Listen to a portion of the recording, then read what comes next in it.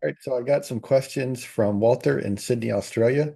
I shared my near-death experience account, and Walter came back with a couple questions. So I'm going to answer those and post them on this YouTube channel for anybody who's interested. All right, so the first question is, you've previously said that our behavior is like a boomerang, that what we do, whether good or bad, comes back to us. Now that we know this, does this impact our spiritual journey and free will? And thanks again to Walter for making this PowerPoint for me so that it's real easy for me to answer these questions. And I love it that the question from Australia includes a boomerang. But yeah, the answer here is uh, when we know that our behavior comes back to us, hopefully we start behaving better. We stop hurting other people through either our actions or our words or whatever, and instead we try to help others and we try to be good to other people. And when we do that, it should impact our spiritual journey by making our journey easier. We won't create as many problems for ourselves, and this whole process becomes easier when we realize that being good to other people actually helps us. And so it should make it easier. As far as free will goes, we always have free will. And so we maintain free will no matter what. But by recognizing that being good to other people helps us, we should be able to make our own journey a little easier. 10 times. You said that what we send out comes back to us 10 times. How did you come to realize that it is 10 times? So at one point during my experience, I was shown kind of I don't know if it's the creation of the universe and or the creation of Earth. A lot of near-death experiencers have described this and said that we were all there. We all experienced the creation of the universe, the creation of Earth, and that we were active participants. The way I remember it, or the memories I have from my experience, were that at one point I saw all sorts of mathematical constants, or uh, kind of the fundamental mathematical constants like pi in the universe. And one of the ones that I saw that I remember pretty clearly is that when we do something bad, it's going to come back to us. We're actually hurting ourselves. But when we do something good, God's going to return that with interest. And what I saw that it was approximately a tenfold increase. That the good things we do to others, they come back to us tenfold. But I think it's actually a little bit further than that. But basically, that's meant just to give you an idea that when we help someone else, we're actually helping ourselves tenfold to what we've given out. And that's just an approximation. I think it's a little bit beyond 10, but that's a pretty that pretty much is what I saw, is that when we do something helpful to another person, it really does come back and benefit us. Do you think that the reason we are gaining more insights into these spiritual matters, such as NDEs, is because the earth is headed into a new stage of spiritual development? That's not how I would phrase it. How I see it is that humanity is continuously moving to higher and higher levels of spiritual development, and that as we make mistakes, sometimes we take a step backwards, but we're inevitably going on an upward trajectory, and we're continuously proving as a people, as a group. But as far as Earth goes, I think the Earth is kind of the same, but humanity is moving to higher and higher levels of spiritual development. And I see that as a gradual process, not so much as a big step. That's just my personal view. You've previously said that animals are on a similar spiritual journey to humans. How did you form that understanding? So there was a number of things that I saw that directly showed me this. One is I saw that there was two dogs that I was going to have that were going to be that I was going to be able to help them on their spiritual journey. That's what my guides told me. And in another situation, uh, during my planning for this life, I saw a number of clips of previous lives, and sometimes I saw uh, how my life review had gone for some of those. And one of them was I had at one point been basically starving. There was not enough food, and I had seen a flock of geese or some other kind of bird flying overhead. And then after I had died, I asked my guides, I said, basically, couldn't you have just made those geese come down or those birds come down, and so I would have had something to eat? And my guides explained that that those geese were on their own journey, that they had their own spiritual development to work on, and that they weren't just solely there to serve me, and so that's why they couldn't do it. But those taken together, along with what other near-death experiencers have explained, make it pretty clear to me that animals are on a journey similar to ours. Were you told it by God or a spirit guide? So for that one, I would say I was told that by a spirit guide, and it was kind of something I sensed based on the context clues of the situations. I know you said that you don't know whether animal souls and people souls are the same, but may I ask for clarification? Do you think animals reincarnate as humans? Okay. I'm certainly not positive about that. It wasn't clearly stated where I'm completely confident in my answer, but I'm pretty sure that yeah, animals, if they want to, if they want to keep moving to higher and higher levels, that eventually they can reincarnate as humans. I don't know how common that is, or if all of us were humans, all of us humans were animals in the past. I don't know, but yeah, personally, I believe that animals can reincarnate as humans, and that occasionally, I wouldn't think this is normal, but I'm not sure. But I would think that, yeah, occasionally humans would reincarnate as animals. I don't see any reason why God would prevent that if there's some sort of benefit to us. Or as I like to say, free will reigns supreme. And if someone really wants to be come back as a dog, for example, like why would God stop that? God would let them exercise their free will and come back like that if they wanted to. But again, that would be like a step backwards. And so that most of the time, I don't think that's what's going on. I know you said that you don't know whether animal souls and people souls are the same, but may I ask for clarification? Uh, I'm sorry, this is similar to the last question. If so, is this seen as a backward step?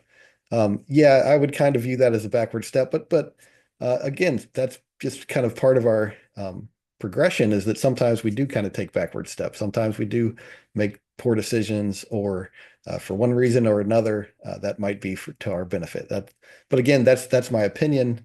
It's not something that I directly saw. That all right. You previously said that you believe there is a piece of God in every human being. Given that everyone is a piece of God, should this change how we treat each other? Yeah, hopefully it would change how we treat each other. Hopefully we would be better to each other. We would be kind, compassionate, loving, honest, and try to help others however way that we can, within reasonable limits, of course. Should this change how we see each other? Yeah, we should see each other as I like to think of it as everyone on the planet is my friend, but they're all confused. And I'm going to try to help them when I can, but recognize that they're confused and maybe they're doing something they shouldn't be doing. And if that's the case, then I need to, tailor my treatment of them accordingly. But they're always a little piece of God, and they deserve to be loved and treated with compassion and kindness. And that's how I try to approach it. For you, when you encounter someone, what does it mean to see a piece of God in them? Um, for example, perhaps you respect them more, are more caring towards them, or in all of the possibility and potential with them. Yeah, that's a good one. I like that. Um, the possibility and potential within them. That's something I try to look at. Is one thing is seeing so many past lives that I've had, not the whole thing, but just little bitty pieces. It's enough to see that, look, I've made about every mistake that could be made, and I've suffered the consequences of those mistakes. And so when I see someone else in the world that's making mistakes or doing things I don't agree with, I try to recognize that, well, they're on their path to learning also, and maybe they need to go through this so that they can learn their lesson. And they're not always going to be like that. They're going to learn, they're going to progress, they're going to get better, they're going to stop making some of those mistakes that they're currently making, and they're going to move up just like all the rest of us are. Perhaps you even see them as divine. How does seeing them as a piece of God affect you, how you engage and connect with them?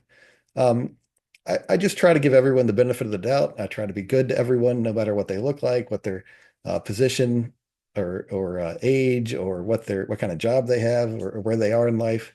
I just try to be good to everybody. But when I say that, there are certain limitations. Like I can't just go give a drug addict more money so that they can use drugs, or someone that's actively hurting other people. I can't just help them continue to hurt other people. So there's, some boundaries there, but within those boundaries, I try to be loving, respectful, kind, compassionate to anyone and everyone I encounter, if I'm able. And again, I'm not perfect at any of that, but that's what I try to do. How does seeing yourself as a piece of God affect how you think and treat yourself? So personally, this is one I kind of struggle with, but we should be forgiving of ourselves, kind, loving of ourselves, recognize our own potential, and that uh, we're kind of the equivalent of toddlers in the spiritual realm. We're just learning. We're trying to figure this stuff out. We're trying to understand what's right and what's wrong. And so I try to give myself some grace and forgiveness. But again, that's something that I personally struggle with at times. Sometimes I'm kind of hard on myself and think I should, I know this stuff. I had these experiences. I got to see firsthand how a lot of this works and how I should act in life. And sometimes I fall short of that perfection. And that's a source of frustration for me, my imperfections.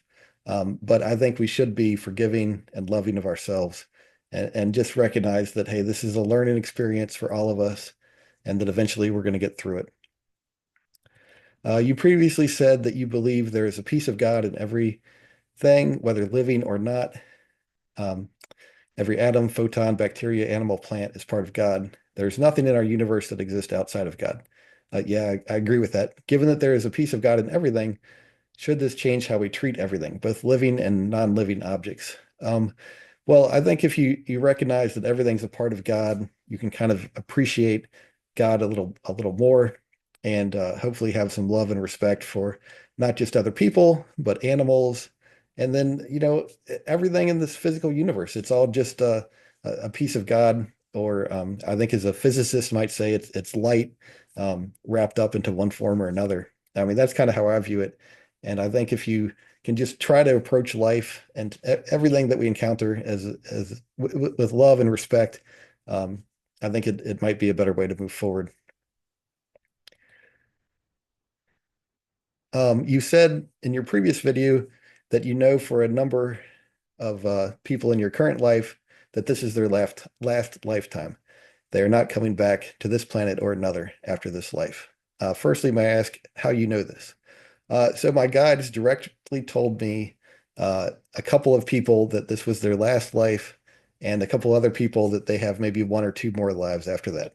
It seems like a lot of people I know in life, they're either on their last life or they have one, two, maybe three more.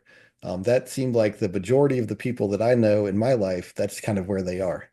It wasn't like they had, hundreds and hundreds of more lives. Like it wasn't like that at all. It seemed like the average of the people I know was they have one or two more lifetimes after this. Um, it's different for different people. Were you told this in your NDE? Yeah, I was.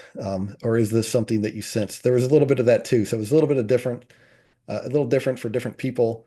For some people, I was directly told how many lives they had after this, or if it was their last life. And for some others, I could kind of tell based on some of the context clues for the agreements that they were making that this was not their last life. One example is someone was agreeing to a plan that included multiple lifetimes. Okay, it would take a couple lifetimes for this plan to work itself out and for them to play their part in that. And they were already agreeing to a future life to make the agreements of this current life work for them.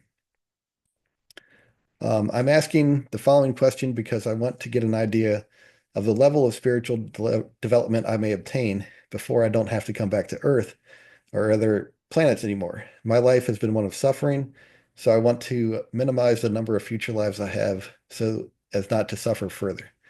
Can you please describe the character and behavior of the people who you said aren't coming back to Earth or other planets? Yeah, so that's a great question. Um, you further say, are they very caring, compassionate, forgiving, honest, ethical people? For example, what sort of things do they do? How do they live their lives?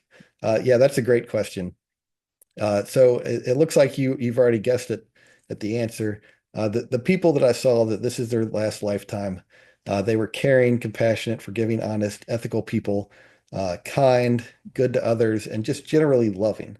That's how I would describe their character. Um, and that's the ideal we should strive for and be working on. And that is how I saw uh, the people that this is their last life. That's how they act. And I don't think that should be too surprising for anyone. Out of curiosity, have you ever told any of these people that this is their last life? No, I haven't. Um, uh, not everyone is open to what I have to say. And I think a lot of people might be offended if I said something like, well, you made this agreement in life, or, in your next life, this is going to happen. A lot of people might not take so kindly to that. So generally speaking, no, I haven't told people that. If so, what was their response? Um, that's the kind of thing that I'm very careful with.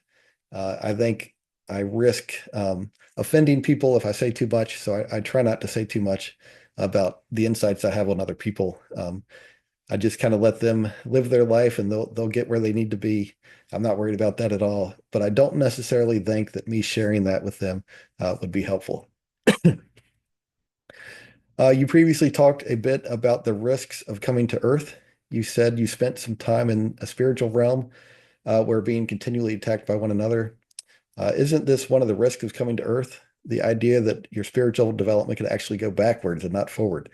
Yeah, so there's always that risk. We could come to Earth, forget all about our plan, uh, become hateful, start hurting other people. Um, in America, we have problems with mass shootings. Someone could do something like that, and they're really setting themselves back. They're taking a step back and they're setting themselves up for some suffering. So yeah, that is a risk of coming to Earth, is that we could make those kind of mistakes via our free will, something that's different than what we had planned for or hoped for. And if we do that, we're just bringing suffering to ourselves. So yeah, that is a risk. But I think when we totally screw up like that, we do learn. Like the suffering we bring on ourselves also brings learning, and so we get a benefit from that. And so I have let's see here. Oh, maybe I don't. I'm sorry. I thought I had a a picture of a stock market graph. It goes up and then it comes down, and but it keeps going up and it comes down. It goes up some more and it comes down. And I think that's how our spiritual progression is. It's not like just a straight line up, but it's more like a stock market that it inevitably goes upwards, but there's lots of setbacks along the way. And so I think that's kind of what our spiritual development looks like. And that those setbacks are they can be hard for us, but they're temporary. Would it be better not to come to Earth?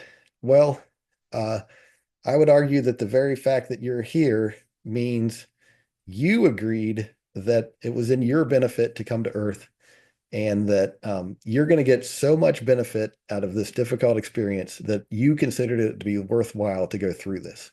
And just think for a second of all the difficulties you've been through in life.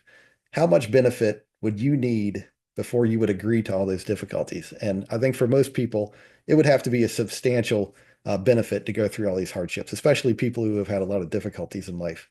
And I think it's important to recognize that um, all these hardships, and I know some people are really going through some hard things, but those hardships have a silver lining. They have a benefit for us. Ultimately, they're going to be worthwhile, even though they're very difficult to go through. And so I think it's important to keep that in mind, um, rather than risk that one could go backwards in one's spiritual development. Well, if we don't take that risk, we don't move upwards, we don't continue our progression. So it's a calculated risk, and the reward is so significant um, that we ourselves agree that it's worth it, and so we're willing to go through these difficulties and take those risks. And if we screw up and we do everything wrong, well, we can still work our way through it. Okay, we're not permanently discarded or thrown away or tortured. We're going to be able to work through the mistakes that we make and continue our upwards progression. If it's not too personal, can you give us an insight into what kind of past life you lived that made you go into that spiritual realm where you're being constantly attacked by one another? For example, in that past life, were you very violent, abusive, or aggressive? So I mentioned in a past interview that at one time between lives, I had been in a realm that was hellish, and everybody was just attacking each other. Um, and what sort of life did I live to get myself there? Well, I don't know. I didn't see any like clips from that life, I don't think. I don't know. I have a theory that would fit with everything with other stuff going on in my life and the timing of things. I think maybe I was in Vietnam, the American war in Vietnam, in the 1960s, and I may have died in that war, and maybe I committed some atrocities or hurt other people. I don't know, but that's just something that would fit that might be what had happened. But no, I don't know what sort of life I lived, other than reading the context clues that somehow being violent was a part of that life, and that's what led me to be in the afterlife where I was fighting with others. But that's just me. That's just me guessing. I don't know that piece. Help me understand why God would put violent souls into a spiritual realm with other violent souls. So that's just kind of fitting with the way things work. Souls kind of end up with other souls who are just like them. Like there's an expression, birds of a feather flock together. Well, it's kind of like that in the spiritual realm. We're most comfortable when we're with others who are just like us. And that extends into the spiritual realm. And there's just a natural justice to that, where those that are kind and nice, well, they're with others who are kind and nice. But those who are violent and hurtful, well, they're with souls that are just like them. And by going through that, by experiencing yourself, essentially, you learn to stop hurting others and to help others. And those difficulties in between lives, that's part of our progression. That's part of what teaches us also, not just what we learn in life. Um, I realize God wants to give souls free will, but is this violent space really the best place for them to spiritually grow? Um, yeah, I think it is. I think God has got this perfect. God gives us the opportunity to learn our lessons in this easy human life. And you might be suffering through life and thinking, wow, well, this is really hard. You know, this is not easy. And I agree, it is difficult. But having seen these hellish realms and what it's like there, I can say that the suffering on earth doesn't compare to that level of suffering. And that if we can learn our lessons in this earthly life, we don't have to go through those difficult hellish experiences. But I think God got it right. I think we don't have the full picture or the full story here. So sometimes it can look like God has screwed up, but no, God didn't screw up. God did this right. And if this is how God has it set up, I don't question it. But again, I think the vast majority of souls aren't going to have to go through that kind of horrible experience. I think that's kind of for the worst of the worst. And it's not permanent, it's temporary. And the souls there can leave whenever they want. They can stop fighting with each other and leave. Maybe God prioritizes free will above everything else. Yeah, I think you nailed it on that one. God's respect for our free will exceeds God's wish for us not to go through some short-term suffering. That free will is very, very important, and God's going to allow us to bring ourselves pain and suffering just so he doesn't interfere with our free will. That suffering is a short-term consequence of our free will, and God respects our free will above almost everything else. From what I am understanding from you, our spiritual development is not going to be linear. Is that right? All right, so here's my stock market graph. I think this graph gives a good indication of our spiritual progression. As you can see, there's a upward trend, and it just keeps going upward no matter how far you go. But there's lots of setbacks along the way. And this graph was taken from the stock market, but I think this is a pretty good analogy for our spiritual development. Um, we're going to have lives where we get it all wrong, and there are lives where we get it mostly right. But hopefully, the trend line over time is upward. Yeah, absolutely. I think it's not linear, it's not a straight line, but there is a gradual upward slope that everybody is on, and the setbacks are temporary. We should just do our best, but if we stuff up, to be forgiving of ourselves and kind towards ourselves. Yeah, absolutely. You know, we're gonna mess up, and there's nothing we can do about that. We're just gonna make mistakes. I think that's an intentional part of this process, is for everyone to make mistakes, and that way you can't really look down at other people who make mistakes because we're all making mistakes. Um, and I think that's partially deliberate. Excuse me. But yeah, I think you got it absolutely right that we should try to be forgiving of ourselves. And if we do go backwards in our spiritual development, to remember we'll always be presented with another a future opportunity to go forwards. Yeah, absolutely. No mistake that someone makes on Earth is ever so bad that they can't correct it, that they can't work through it. Um, it might take multiple lifetimes. Some people are going to make mistakes that they're going to spend many, many lifetimes working out of. But it's a finite number, it's like it fits. If we make a small mistake, maybe we need part of a lifetime to work through it. If we make a huge mistake, maybe it's multiple lifetimes to work through it. But regardless, we're going to be able to work through whatever those mistakes are. And that includes the worst people on earth, some of the people in history who have made the biggest mistakes. They're going to be able to work through that stuff too. No one is stuck forever, but everyone can work through it. All right. Well, thank you, Walter, for putting the slideshow together. So this is on my YouTube channel, Emerging from the Light. You can reach me at aarongreen1975 at gmail.com, or I'm easy to find on Facebook, Aaron Thomas Green. If anybody else has any questions that they want me to get into, feel free to ask, and I'll do my best to answer those. So thanks a lot, Walter, and hopefully I'll talk to you later.